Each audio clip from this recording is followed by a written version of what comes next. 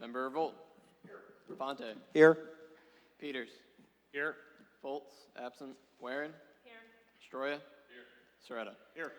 6 present. Thank you. May I have a motion and a second to excuse Member Foltz? So moved. Second. All in favor? Aye. Opposed? All right, motion carries.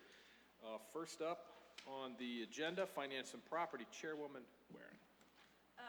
So we have talked about a lot of different things with the Arrowhead golf course budget and different appropriations, and we need to move on that sooner than later.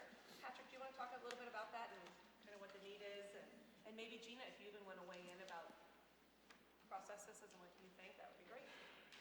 Thank you, Madam Chair. As you recall in reading the Arrowhead management agreement, an additional control mechanism in there was that Arrowhead had to prepare an annual budget, and that budget had to be approved by City Council. So you have at your station, I passed out what was emailed to me, which is it's on two-sided operating budget. So the first side is the, income expenses, and then on the back side are additional expenses not related to the operations, as far as like food and beer and alcohol and that. It's more management on the back. But if you look, if I can direct you to the second page, which is the shortest page with information on it, not as many columns. And you can look from January through December, and then the total at the end of 2020.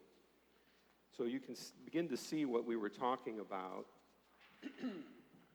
with golf, being a seasonal operation. So in the months in which there is no golf and there is no pool, January, February, December, January, February, March, those are months in which there will not be sufficient revenues to cover all of the expenses associated with the operations. The amount... Mr. Osborne, please. The amount in parentheses is representing that's how much we will be short that month. So as we look at, say, February 2020, we're expecting that with golf closed and with the swimming pool not open, that our deficit for that month is projected to be $30,200. Now, with the dealing with the controller for the operation, he tends to estimate the revenues light and the expenses on the heavy side. So that's what we're forecasting for the end of February. But as you get to May and the pool is open and the golf is open, we're expecting a budget of $41,495 surplus above and beyond the $50,000 that's in the operating account. So that would be where we've talked about it before, where the city would want to claw back the excess numbers. And what we hope to do is have enough clawed back that when we get to this point next year in December, January, February, that we actually have the benefit of those operating funds that we did not get from the previous operators. Had we gotten that, we wouldn't be in this situation that we're in now. So the end result is that forecast for the end of 2020 is slightly positive at $14,490. So what we do then as we go through the year, we have a budget, and then we get an actual report month to month, and we'll be able to compare actual operating performance to what was budgeted to see if we're in line with that, or if we're out of line, where are we out of line, what happened, and just maintain that transparency that is being provided to us by being able to look into the bank record and see, what money has gone in, what money has gone out, and make sure it jives with what is being purported to us for the budget. as we say in that agreement, that, expenditures that are outside of the budget numbers that we're looking at would require city approval. So that's why it's an important mechanism to have this in place.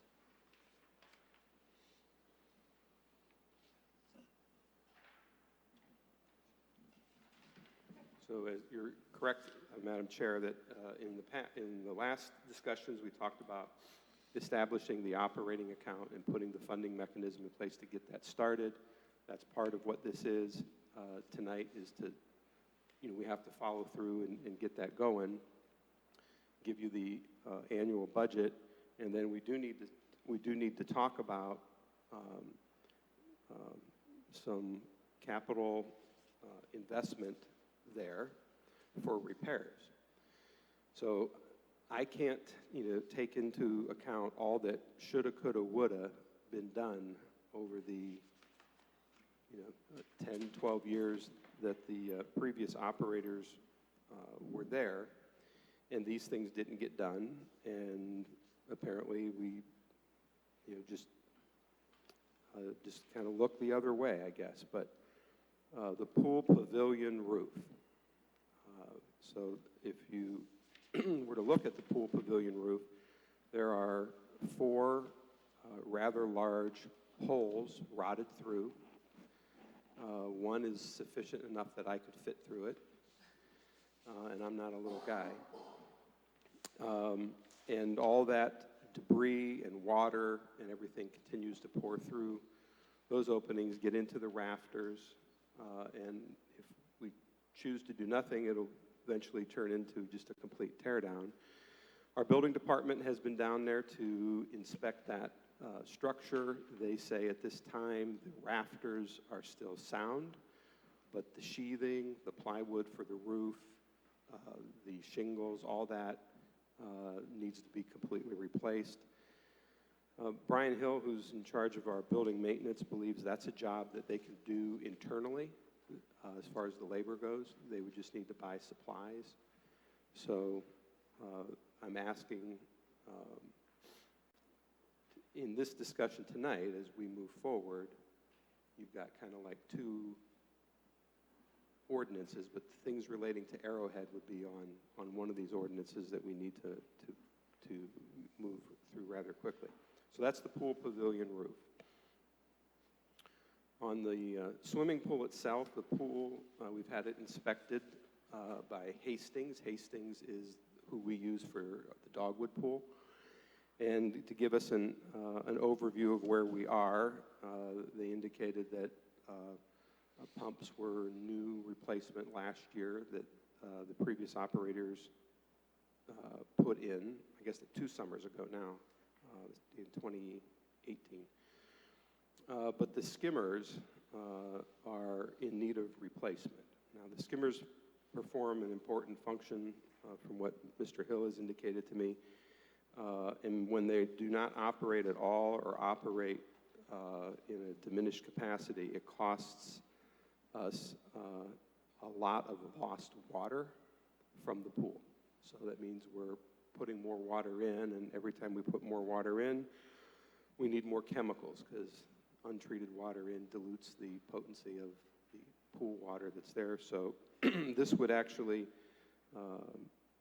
if remedied, would actually help save on the operating costs for the pool.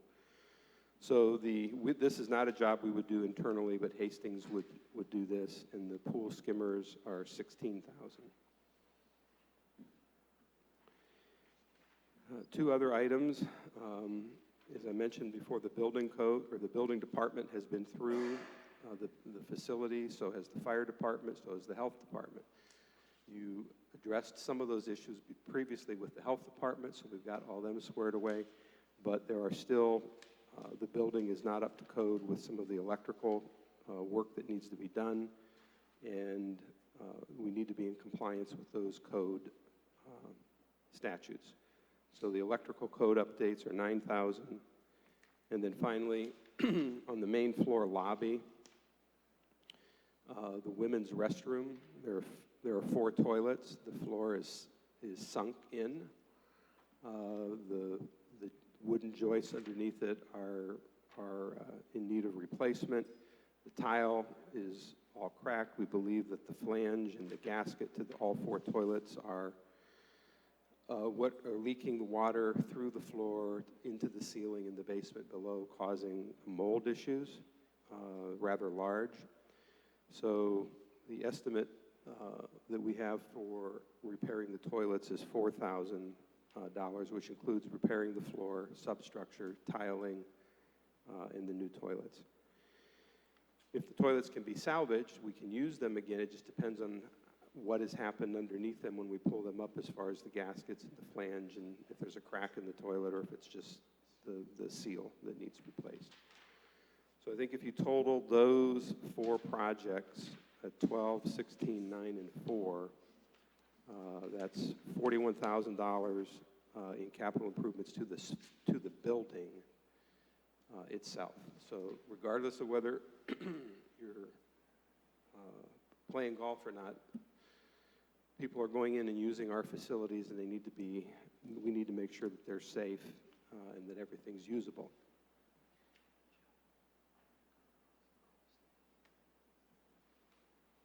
Okay.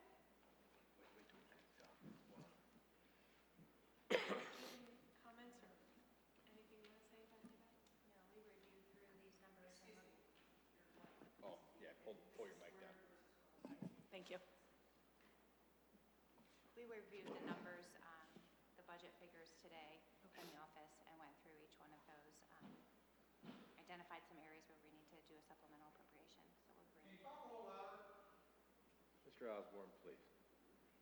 Okay. Okay. We need to address. Vote. Yeah. Okay. So you need this appropriation of $50,000 sooner than later. Yes. Okay. So I think we're trying to work out a time where we can meet this week. Right, Jeff? Yes, has Mr. Foltz gotten back to you yet? Okay, here's where we're at currently. Mr. Revolt, you are heading out of town I'm out of pocket Wednesday afternoon. Wednesday afternoon. Yes. Foltz is out of town now, returning, we're not quite sure. Not available till Wednesday night. So Okay, so we're in a, you're going to just have to put it to Monday, and we'll have to yeah, we're in a work spot. with that. Okay. All right, so then it's gonna have to be Monday. And Monday, we're scheduled for regular Regular. council. meeting, so that will, okay, we're good there. Okay, Dom, you had something as it related to the golf course? I did.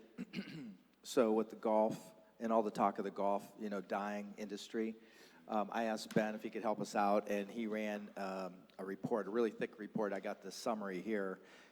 Anybody's welcome to it. But basically, I wanted to touch on a few bullet points regarding what the golf industry is doing right now. And this is the National Golf Foundation. It's a very detailed report. But this is really pertaining to the last couple of years. So golf is a $84 billion industry in general.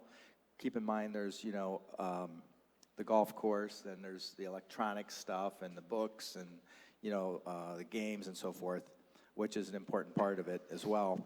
But the interesting thing I thought was, there were 24 million golfers was about the level, and it climbed to 33.5 million in 2018. Which was interesting. Now, in 18, some of the golfing across the country was lower due to the days, the weather. Because the weather, if you remember how wet it was, we had a lot of days that weren't really golf course days. So that's why it was down a little bit last year.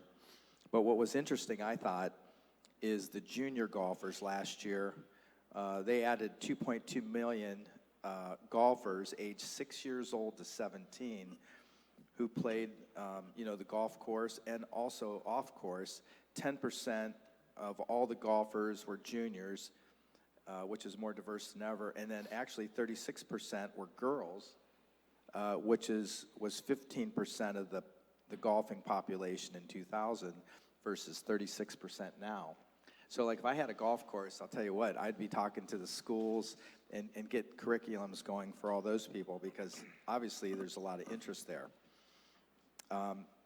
There's an estimate of 2.6 million beginners in 2018, which is up from 2 million. And then the interest among golfers are an all-time high, which is 14.7 million people saying that they'd like to play golf. But they haven't really played yet. They're just interested. So there's an interesting thing with the golf courses closing, makes this ripe if it's played properly with the food and entertainment and so forth. I'm hoping that, if they pay attention to the statistics, I would definitely be focusing on the younger generation. The baby boomers were the big golfers, and then I think it just kind of died off a little bit in the generation after them. So the younger folks are the ones showing a lot of interest. So I thought that was interesting. I wanted to throw that out to you. It's a thick report, and then I have the highlights. So you guys are welcome to see it, but I just wanted to say I thought you should hear that information. Thank you. Thank you, Dominic. Patrick has one more thing. Pat. If we're done with that, I was looking to see if we might move to amend the agenda to include another topic under finance and property, which was the supplemental appropriation that had nothing to do with Arrowhead. So Gina and I were working on some other things that you all are hoping to see us move forward with that we didn't have budgeted because we weren't sure if we were going to move forward with them at the time we were putting the budget together 6 months ago, but would appear to be that we are now. This will be under finance. This would be in finance if the chair would. Okay. If I may, Yes, hold on. I believe that what Patrick is talking about is the motion to divide the question that we talked about earlier. That's correct. Thank you, Ben. I forgot how capable you are, and he's right on it. So, Daryl? I move we amend the agenda to include item 1B, discussion of supplemental appropriation per the document attached or provided. Okay. So moved. Second. All in favor? Aye. Opposed? All right, motion carries. Patrick? yeah. So, a couple of things that had come up, and Gina, I'm not sure what number we finally had settled on, but I do have a printout which included the Arrowhead. Is it 329? Is that, or is it a different one? That's the same that I have. I just have some amendments to the account numbers that we'll talk about. I was just going to talk about the subject matter then. So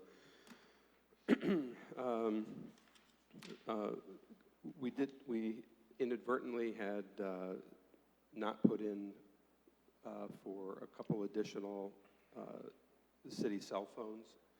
So with my staff, Catherine and Kelly, I'd like to be able to reach them on a city phone rather than their personal phone.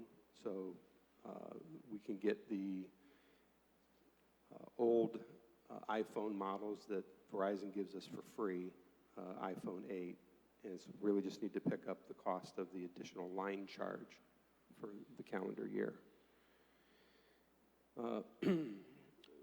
Professional services, we had, this is in administration, is the e-file cabinet, and that had inadvertently not been included in the budget. And when the invoice came in, we used what we did have appropriated in our budget to pay for that. And we also added 2 new seats to this, and one is for city council, and the other is for the law department.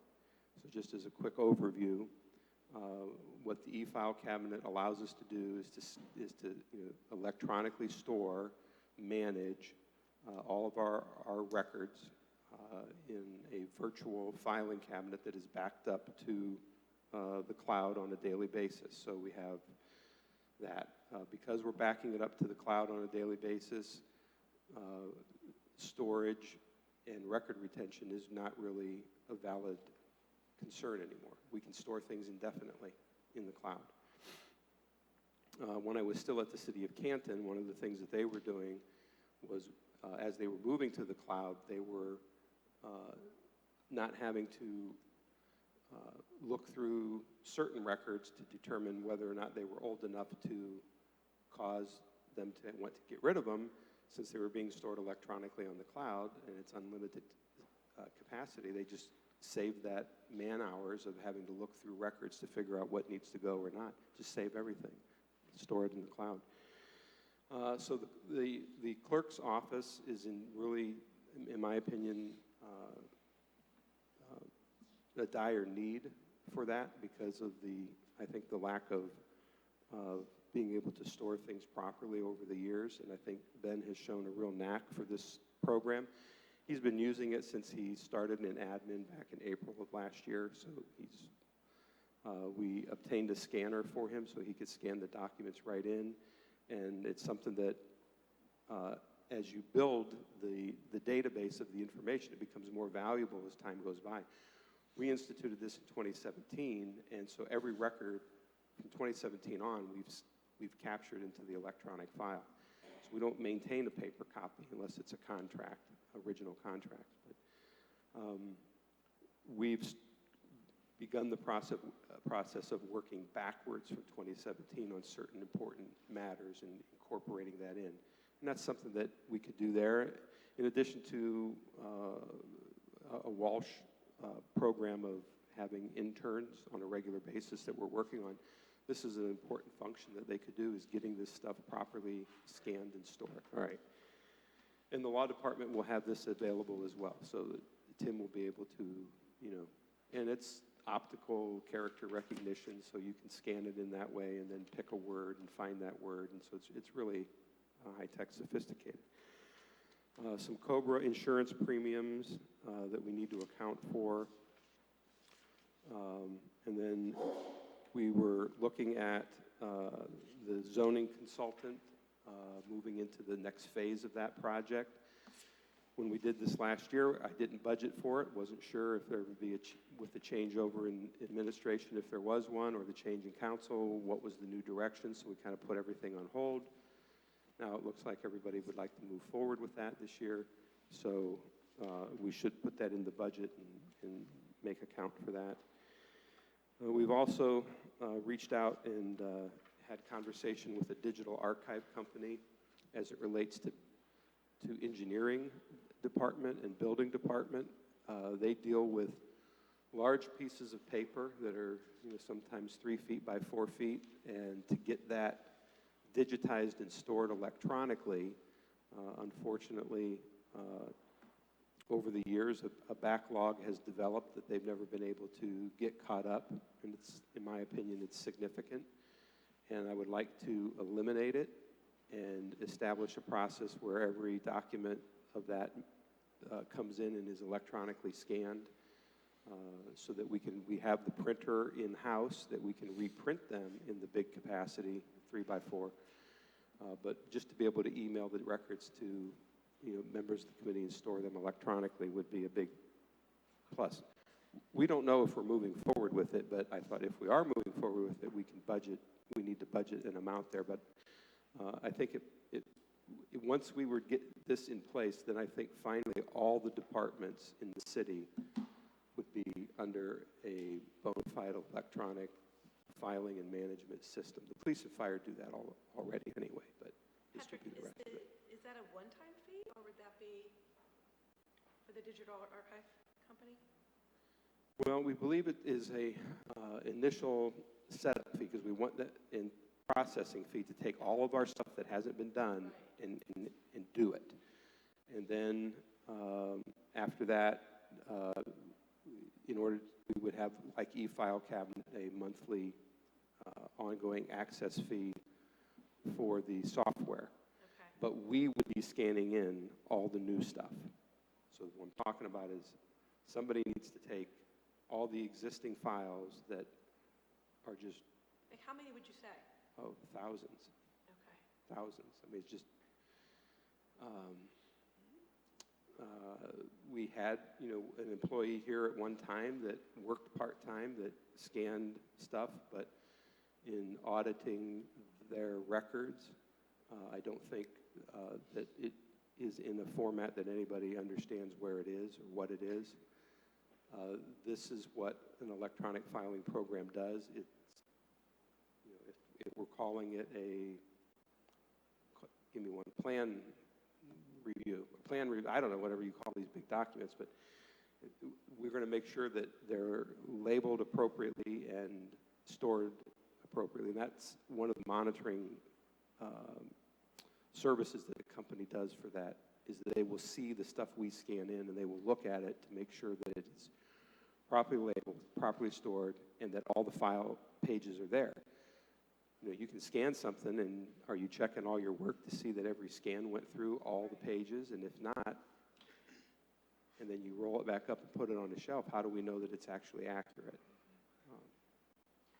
And you know, when you look in the industry, this is all about where things are going to be in the next 50 years.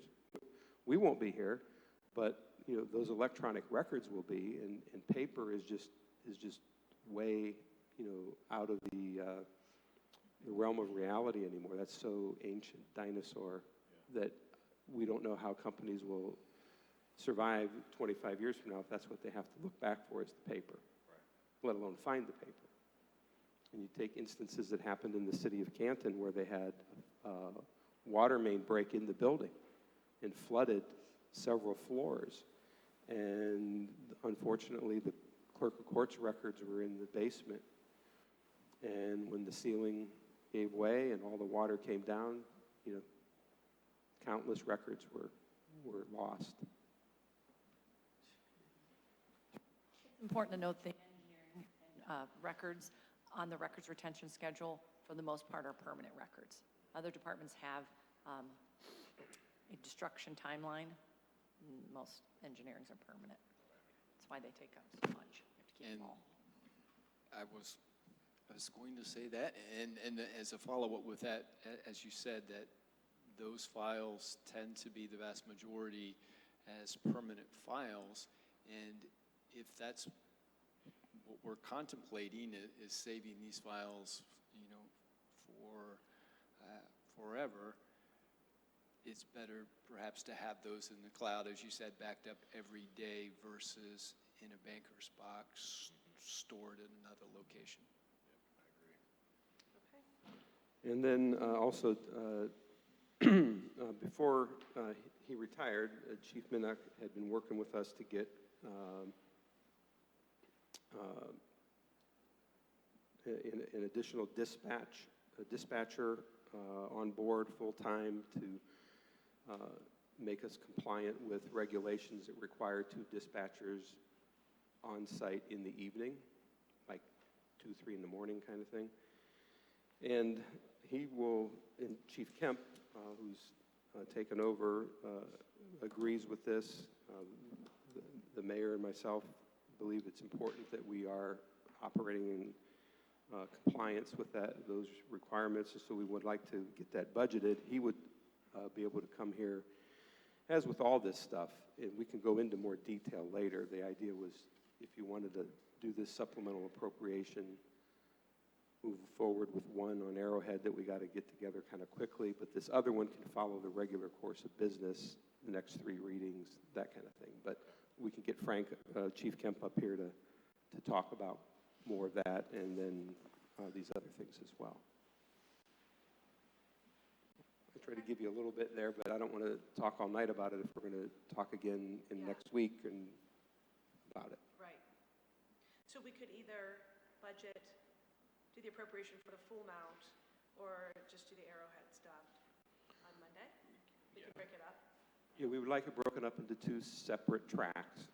One which is Arrowhead related, which we need to move expeditiously on, and the other one can follow the committee. Yeah.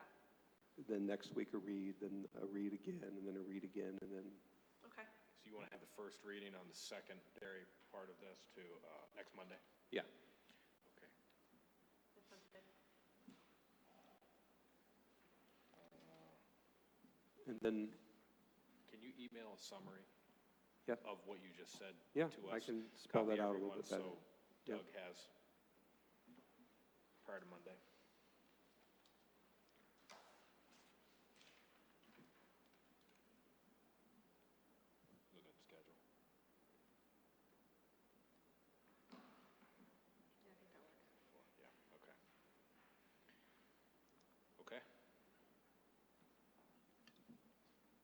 stuff? Yep. All right. Okay, next up, Personnel and Safety, Director of Administration, requests consideration review of the updated employee manual. Wants it on the agenda March 16th for consideration and legislative action. You guys were all copied on it in this, I think on Thursday. You guys all got a copy of that. Pat, you want to? Yeah, obviously this is a really important thing. We've engaged a consultant to help us put this together. It's been something that we've tried to put together internally for a lot of years, but it is so all-encompassing a project that it overwhelmed everybody that has attempted to try it. So what you have, it's approximately a 150-page document. It's been emailed to you. If you don't want to work with the email, you let me know. We can print out a copy for you, but we didn't want to print out, automatically 8-10 copies and burn through 1,200 sheets of paper. It's obviously a lot to digest, so there's nothing to be talked about here tonight on it. And we want you to digest it over the next 6 weeks.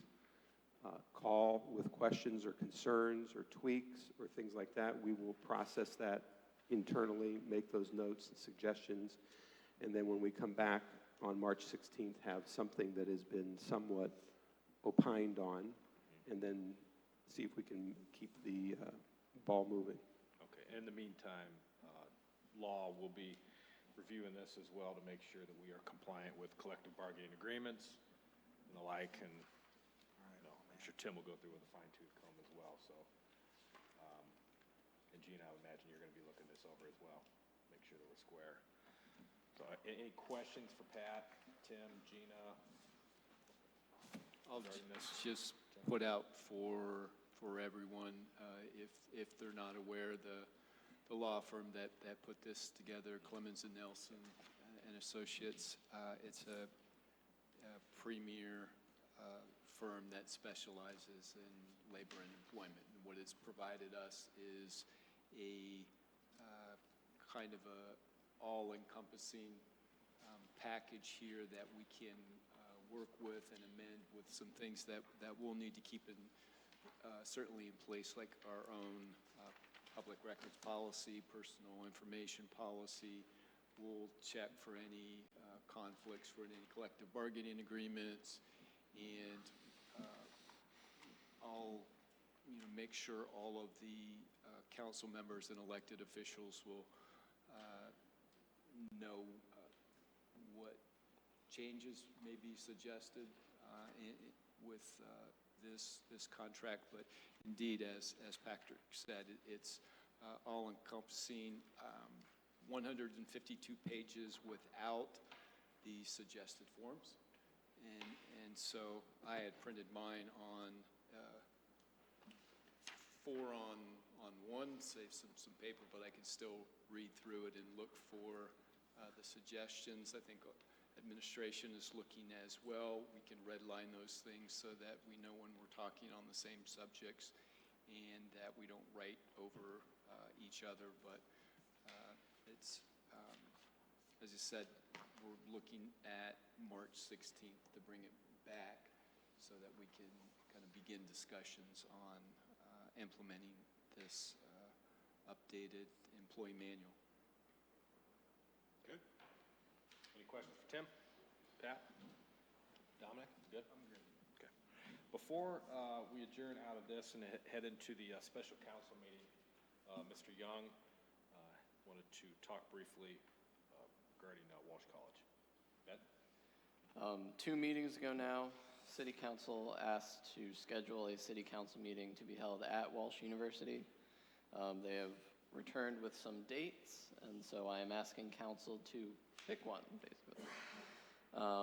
The first is March 30th, which would be the 5th Monday of March and would be a Committee of the Whole meeting. The second is April 6th, which would be the first Monday of the month and also a Committee of the Whole meeting. And then as a last resort date, they also offered April 13th, but the university will be on Easter break, and it was my understanding that council wanted students there. Yeah. Let's do the 6th. Yeah, we do. When's school break for you folks that are kids in school? Oh, that's a great question. It's their It's last, usually the last week in March, but is it the last week, full week? I think it's the 27th to the 3rd Okay, of March. okay, so the 30th would be not a good time for North Canton City schools are closed starting March the 23rd. No school, spring break. It's the week 23rd. before. Okay, so we'll be back then. And then they'll be, they come back on the 30th. Now, that's for North Canton City schools. That's the same, though, they'll follow the whole Yeah. system. Good, glad you had that. So 30th or 6th could work for any of them. 30th probably would be a good date. Be tough to Coming rush back, back, Yeah, yeah. let's do the 6th. Last year we did it the 1st, just so you know, it's right in that Oh, same that's right. ballpark. Is everyone good with the 6th? Yeah. First Monday? Good, April. Paul? Ben? We'll go back with the 6th then. All right, thank you very much. All right. Because that'll be a special meeting, because we'll have a different location. Yeah. Wanna- Do you want to, before I put a motion, do you want to make sure that that's April 6th is the date? Yeah, I was going to wait to formally vote until I had confirmation from Walsh. Yeah. My meeting with them is Wednesday. Okay, good. All right. Yeah, just put a little reminder in there afterwards. Okay, all right. Seeing that there's nothing more on this agenda, I'll entertain a motion to adjourn the committee meeting. So moved. Second? All in favor? Aye. Aye, opposed? Motion carries, we are adjourned. And then I'd like to call to order the special council meeting, Monday, February 3rd, 7:40 PM. Ben, would you mind calling the roll again, please? Member Revolt. Here. Member Fonte. Here. Member Peters. Here. Member Foltz is absent. Member Warren. Here. Member Stroya. Here. Member Shreda. Here. 6 present. Thank you. Motion and a second to excuse member Foltz. So moved. So moved. Second? All in favor? Aye. Aye. Opposed? Motion carries. Okay, at this time, if you wish to address council, please step forward, state your name and address for the record. As this is a special council meeting, I ask that comments be specific to the ordinance on the agenda, 2-20. Chuck Osborne, 307 Fairview Street Southeast, North Canton, Ohio. Since we have spent tens of thousands of dollars on an audio system, I would like to see Ben or somebody amp up the volume. You cannot hear. This is no improvement than what we had at City Hall. Mr. Osborne, how does this pertain to the paving project we have? This is the meeting tonight I'm talking about. Okay, we're in a special council meeting, and would you like to comment on the repaving, replacement, repair, or preventive maintenance of certain city streets? I'm commenting on the fact that you can't hear out here. We heard that. Thank you. Thank you. Okay, does anyone else have anything regarding the item on the agenda tonight? Okay. Seeing none, I'll entertain a motion and a second to read by title only. Second reading, ordinance 2-20. So moved. Second? All in favor? Aye. Aye. Opposed? Motion carries. Tim? An ordinance authorizing the Director of Administration of the City of North Canton to advertise and receive bids according to specifications now on file in the Director's office, and authorizing the Mayor, upon Board of Control approval, to enter into a contract for the resurfacing, repaving, replacement, repair, and preventive maintenance of certain city streets and alleys, and declaring the same to be an emergency. Thank you. Chairman Fonte. Yes, we talked about this last week. We were trying to get a list of streets together. And Pat, if you want to touch on this a little bit, you know, we just want to get the budget moved over, get this approved. The only one other quick question I had is I remember they were talking last year about the gas tax, that there may be some additional dollars coming, and I didn't know if someone could look into that eventually and see if it's in the budget already, or is that additional dollars coming? So I wasn't clear on that. But Patrick, if you can speak on this for a minute, that'd be great. Great, I just wanted to make council aware of the kind of the process that we followed to get to this point. We've never really kind of talked about that. So from perspective, the engineer works with his team to figure out what streets, are in need of repair. That also involves a visual inspection. And from that, he also takes into consideration how streets are in proximity to one another. And for a contractor who's bidding on this, a big portion, if you look through the bid specs and all, a big portion of this is moving equipment to the area, and how many places do they have to move around to. And the more that they move around throughout the city to pick up 15, 20 streets that we're going to do, the more it adds up. So in some respect, if it happens to be that there are streets in need of repair that are more clustered together, it makes sense to try to get as many of those as possible, because we don't have to pay every time then to move it from one part of the ward or one part of the city to another. In addition, he also looks at what other big projects are going through. So we've got Apple Grove, that's a county project, and the contracting company that's doing that is likely going to be bidding on our project. And they historically have been one of the most competitive ones. And we believe that this, because they will already have equipment in place, it will put them in a position that they can give an even better bid, because the equipment's already there. You don't have to pay to get it there or move it around. It'll be stored there anyway.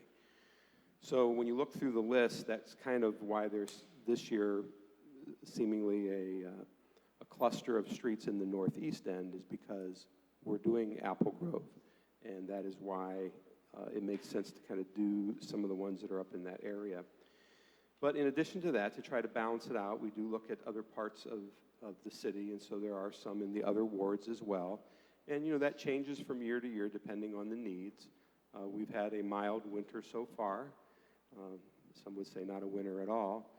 And we don't know what that will bring us over the next 5 weeks, but we could have, if it would turn for the worst, we could get some roads that might give way, that would require, an accelerated schedule.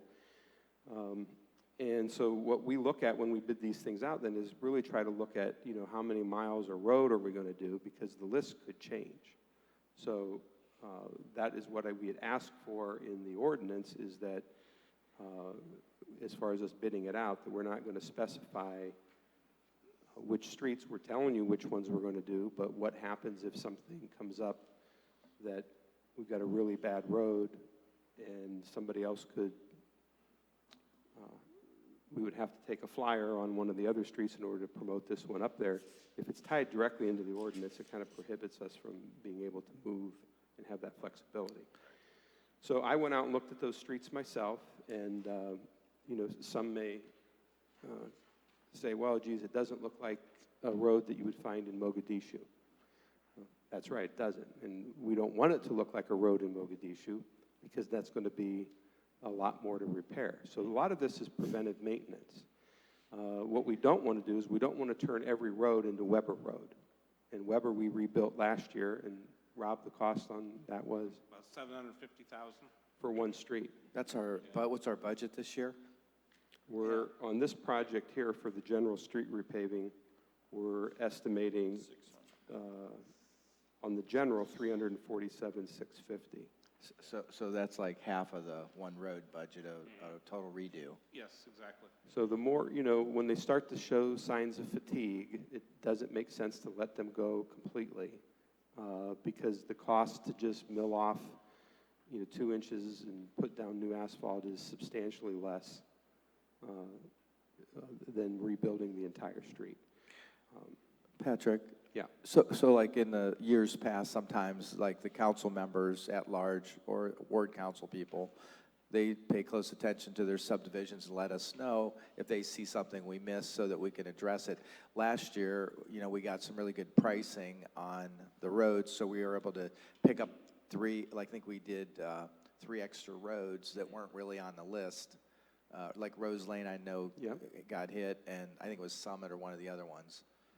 So I'm hoping that that happens, and then if someone can just verify in the gas tax if that's in the budget already, did we get any of that, or how do we get that money? I think it was supposed to be like $300,000 a year additional to the budget for the road. So, man, if we could dig that in, if anybody can look into that, I'd appreciate it. Thanks. So this is the same process that we followed last year. We had crews in the area up in the north, off of Radford, and we could have.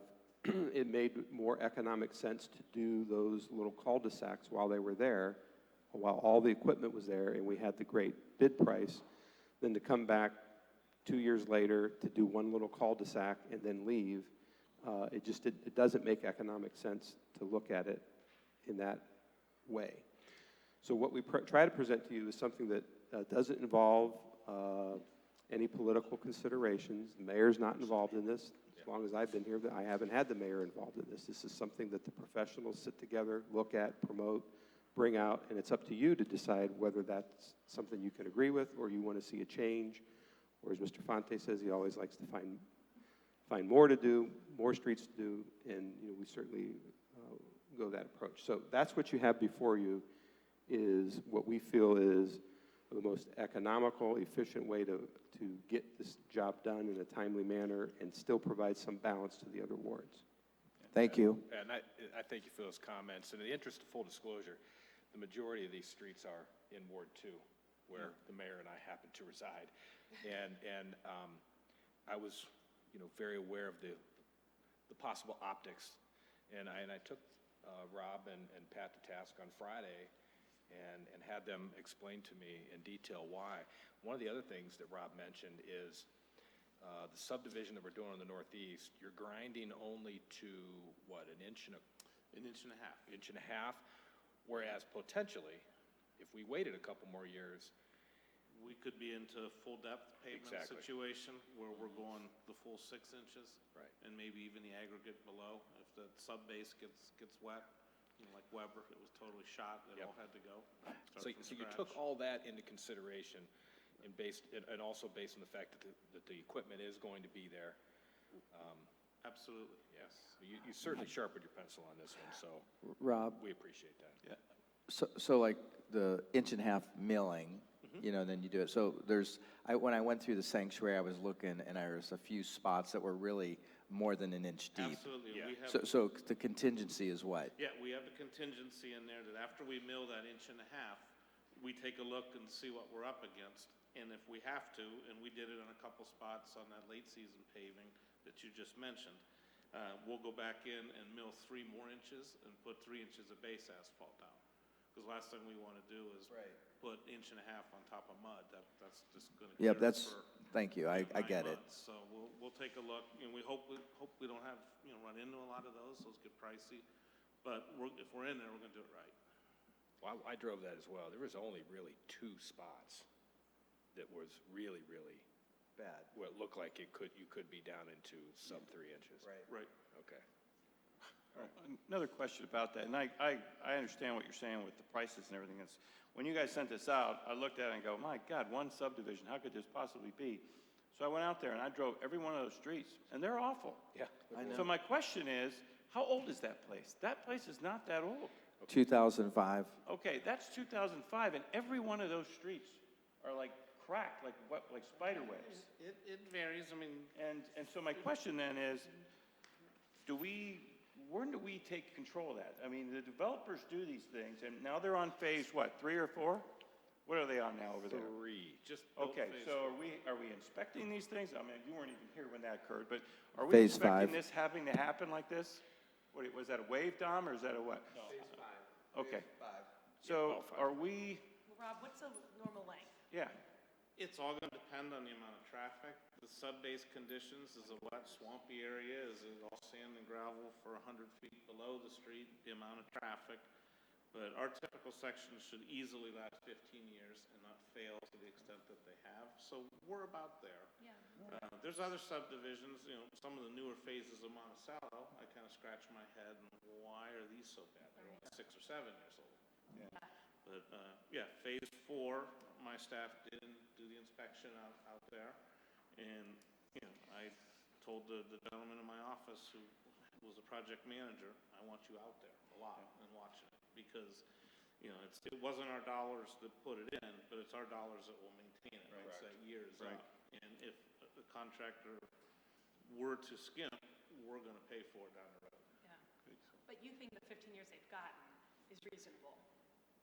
It's reasonable, but I guess I'd like to, in my mind, it should have held up better, but I wasn't there to see the construction, to see what the sub-base was. I mean, obviously, that area, it's pretty wet. I mean, old bobolink, so. And as far as these other roads, I went through everyone, they're all in need. There's a couple others I'd like to see, I'll talk to you about those that I saw throughout the city, but, and you probably have some extra funds towards the end, that those can Yeah, absolutely. So the list that we just priced alone in the office, we came up with over $1 million. Things we could do. Well, Hey. one of the other aspects of that conversation that we had was, for example, 7th Street right there in front of the high school. Yeah. I mean, there's 3,000 cars a day. Well, that's And right. You That's go what you through gotta there look and it's horrible. However, that road would be is a perfect opportunity for possible state funding. Right, we had a grant, a CDBG grant, to help us with 7th Street last year. That was federal HUD monies. And then when we were awarded the grant, we were awarded $250,000 based on that area showing up on the latest low to moderate income mapping that HUD puts out. And then from the time they gave us the grant to the time the money was available, HUD updated the maps. And I guess it's good for us, that area disappeared from the HUD LMI mapping, so we lost the grant.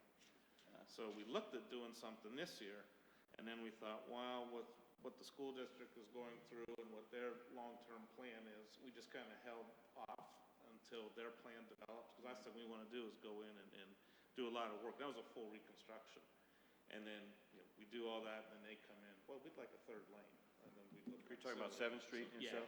Yeah. Yeah, that's another thing we need to look at anyways. If we're gonna do Dogwood and make that place something very special, we want crosswalks and everything out there. I think we've talked about that. That's gonna be hopefully a show place where people come into our town, brick crossings, and people know where they're going out there. So hopefully we'll get that all. Some of those larger thoroughfares, you know, they're good candidates for grants. Yeah. And then, you know, maybe we only have to come up with 10 or 20% of the total cost. But, you know, our subdivisions, it's pretty tough to get a grant in Sanctuary or Monticello or wherever. So. Understandably. So, Rob, we have grants, like we have East Hill, Northfield, Pine View, Portage, Pittsburgh, Bonnet, Lyndhurst. I mean, we have a lot more streets that are not on the plan that are, you know, we're getting work done and redos, and we have grants for a lot of this. The other thing is, like, there's a section of Glenwood that's really bad, we've been talking about for 2 years now, but they're trying to wait until, they don't want to do it until they get the utility replacement and bring that water line up. You know, so there's a few little things in the hopper for in the next 12 months that are going to get blacked out. They really, really need it badly, but we don't want to do it until the utilities get updated, which, Rob, we kind of talked about that a little bit. We want to make sure we're dialed into that, you know, so that we can, because like I said, everybody uses the streets. It doesn't matter what ward it's in, everybody uses them. You know, and any chance we can use polymer, you know, on the busier entrance ways and things, I think we should spend a little extra and do the polymer, especially on, you know, the redos. Yeah, Apple Grove and Portage this year are absolutely polymer. Thanks for your time. Good, Darrell. In light of the administrator's recommendation and comments by Member Soretta regarding some additional streets, I move that we amend Ordinance 2-2020 to strike the first recital, which references